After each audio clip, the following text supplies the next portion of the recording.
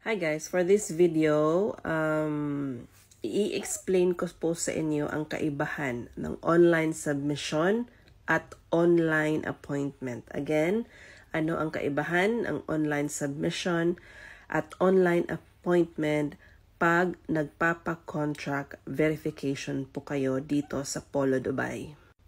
Marami po kasi ang nalilito pa rin at paulit-ulit na nagko-comment about online submission at online appointment. So dito na sa video na ito, hope it clarifies everything, and I hope na iintindihan niyo po ang video at panoorin niyo po ang whole video for proper explanation at klarong-klarong detalye. Okay po?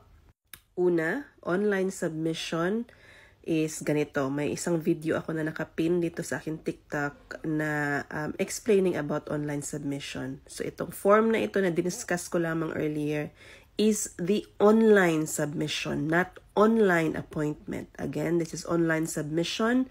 Lumalabas ang link every Monday. May timeline na nakalagay, mga dates na dapat ninyong tandaan, and this is only valid for a certain week. Now, ito naman ang online appointment. Ito ang hitsura ng online appointment.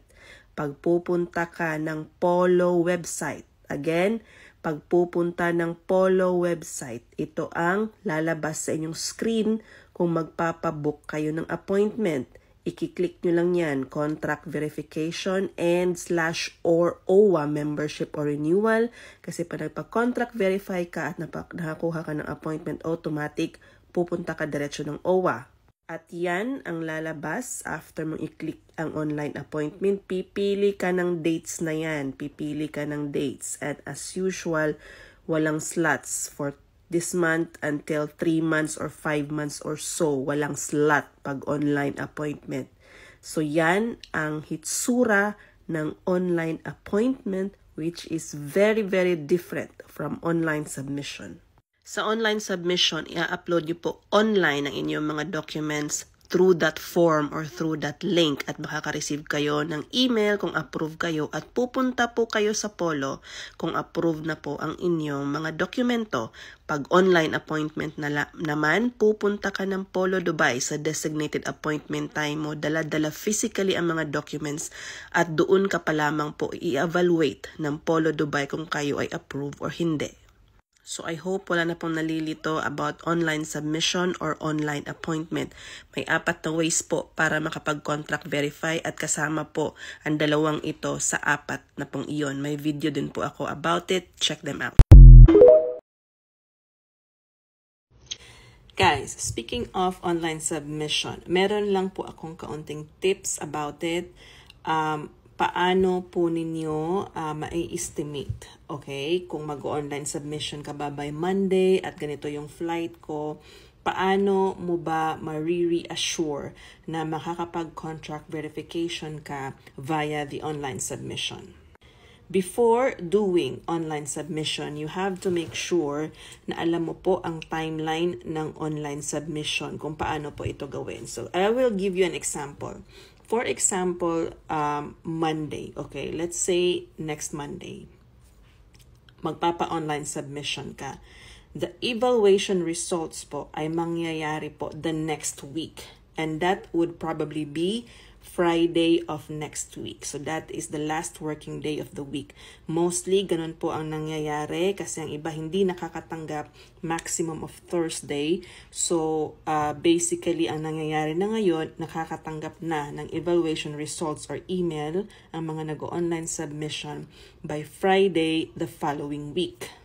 So meaning, before ka mag-online submission, you have to consider the 2 weeks timeline, 2 weeks duration of this process. And by that 2 weeks, hindi reassurance, wala pong reassurance pa doon kung kayo ay approved for the contract verification. Kasi malalaman niyo pa lang kung kayo ay approved or disapproved by the time that you receive the evaluation result.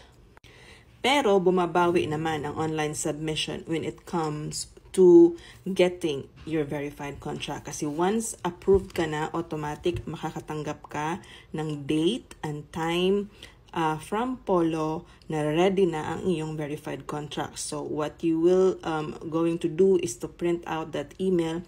Punta ka lamang ng Polo and it will take you 15 minutes, even 10 minutes para makuha mo agad ang iyong verified contract. At wag nakakalimutan kapag nakapunta ng Polo at kumukuha ng verified contract, diretso po agad sa OWA, which is sa kabilang building po, para makakuha naman kayo ng renewal or membership for the OWA. So yun lamang po. Hope these reminders helps doon sa mga nagbabalak or first time na kukuha ng contract verification slots through the online submission. And again, sa sinabi ko sa previous video na ito that this coming Monday, May 1, sarado po ang Polo Dubai. So, siguro understandable na walang online submission on that day. So, tingnan po natin sa Tuesday. Magpo-post po ako dito. Baka doon po ang online submission for the coming week. Hi guys, ako na po ni. May kaunting paalala lang ako ulit about sa online submission process for the contract verification.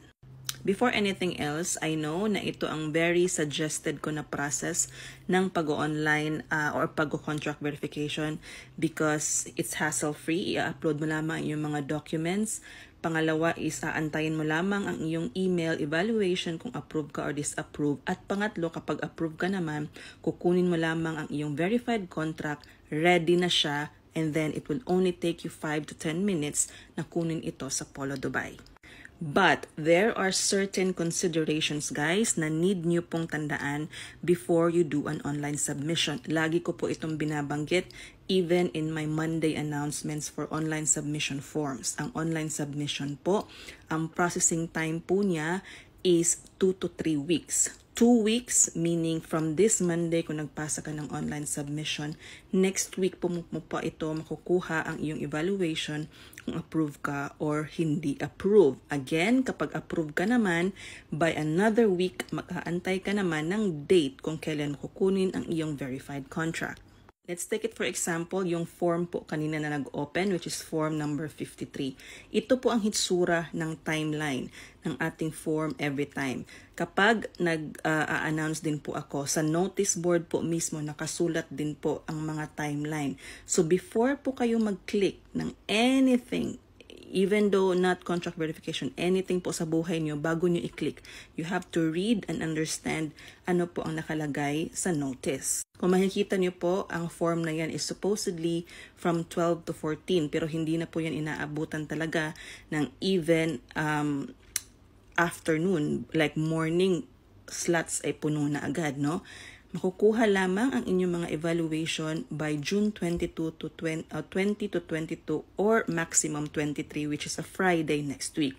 At kung approve naman kayo, makukuha niyo ang inyong verified contract from July 4 to 10. Hindi po kayo pwedeng pumunta ng Polo anytime between 10 or 4 to 10 kasi i-specify po ng Polo kailan po kayo pupunta. So yun po ha, tatansyahin nyo po ang weeks na yan, 2 to 3 weeks, kung hindi ka ba magkakaproblema sa flying date mo. At you have to make sure na meron kang second option when it comes to contract verification. At ang lagi naman po nating second and last option is walk-in. That is 1 day before your flight or pwedeng nearest Thursday or Friday kapag Sabado, Sunday or Monday naman ang iyong flight. So I hope meron po kayong natutunan about this reminder at kung ang iba ay nalilito pa rin, please do share this video.